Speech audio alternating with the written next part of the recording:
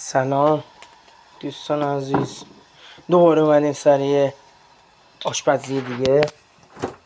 در یخچال رو باز میکنیم. بله، تخم مرغ رو برمیداریم، در یخچال رو میبندیم، بعد میریم سراغ این که دادا روغنه رو به اندازه کافی میریزیم، بس میذاریم تا داغ بشه. میذارم اونور، میایم سراغ یک کوچولو زردچوبه میریزیم، بعد میبندیمش.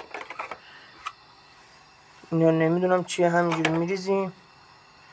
تو اینم که حتما نمکه. نمک هم میریزیم، خوب هم میزنیم.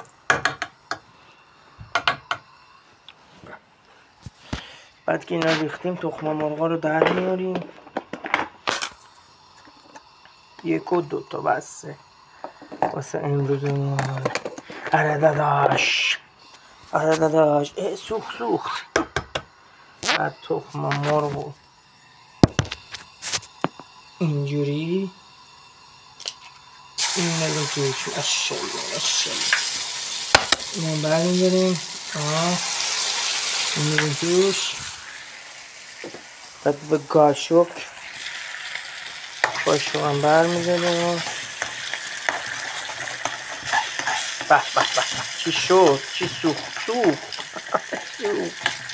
ای وای.